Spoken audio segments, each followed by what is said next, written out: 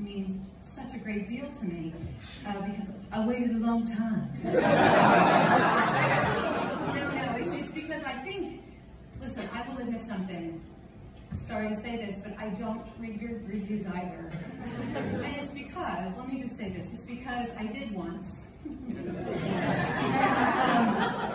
And it was something to the effect that, you know, she was hired for her singing, moreover the acting. And I want to thank that critic. I don't remember, somewhere out in Connecticut somewhere. It was the Downtown Bridgeport Cabaret Theater.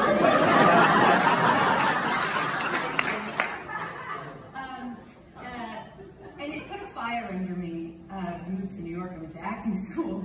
What I realized about myself is I'm a slow burner. I consider every single thing I've ever done to be another class. And I want to be in the school for the rest of my life.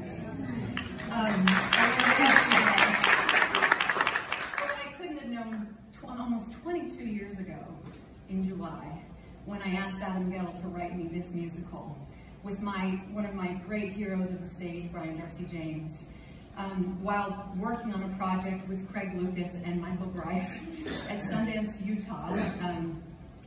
It was the Light Piazza. I couldn't have known how not ready I was to play Kirsten Arneson. I needed the next 22 years, and I'll need the next 20 after this, to keep learning, to keep playing anything. I want to. It is the greatest joy of my life, aside from my family. I'm so grateful to all of those people I just mentioned, because it is a musical and play written through a very personal lived experience. I wanted to play this role, and I wanted it to be written by Adam Gettle and Craig Lucas. And I want to thank Michael Greif for coming into a room and then just letting us be. He gave me so much space. I needed that space to find her. I'm grateful to everyone that was involved in helping it to come to life. Sometimes you do theater because you need the job, and sometimes you do theater to understand human condition. And this one was an arts project. We didn't really have a place, but there were champions like Mark Cortale, who found the Atlantic Theater Company off-Broadway, which is why I love the Outer Critics for recognizing both off and on Broadway. Thank you so much, because the Atlantic Theater production of this was one of the core, greatest experiences of my life to help build this. That's okay. It truly was. I just went back to why I love this in the first place. And so the Atlantic championed us, but then we really didn't have a place.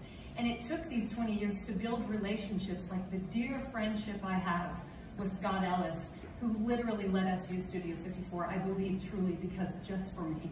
And I'm so grateful to you for that. I know that those are sacrifices, and it was. And I want to thank people like Kim Grigsby, who with Brian and me was our trio of music and the way this thing had to live with freedom every night. And I want to dedicate just all of this to anybody who's ever struggled with addiction or alcoholism or has ever been affected by it. And I also just want to say that in my journey in this particular business, which I've said ad nauseum, how much I love it and how much I need it and how much I love to go inside human experience that's not my own and understand it and learn it better so that I can be a better person, a more empathetic person, especially playing people I don't know. Not personally. I want to say that in doing those things, I also probably live a challenging life at home where I'm trying to balance being the kind of mom and wife and friend all the time while I'm trying to experiencing these other lives. But the good news is that I'm not these women I play. I'm the woman I am at home, the woman who really wanted to step up onto the stage, but I was wearing this dress and these heels. But that's more who I am. I was like, they can do it, and I'm going to step down. I just want to say, because I'm floundering here, I want to say this. If you have a partner in life who just gets who you are and allows you to be, that's when you can do the things like I feel so grateful to have been able to do in my life. Just a partner who's an artist, and a friend and a champion of everything I do.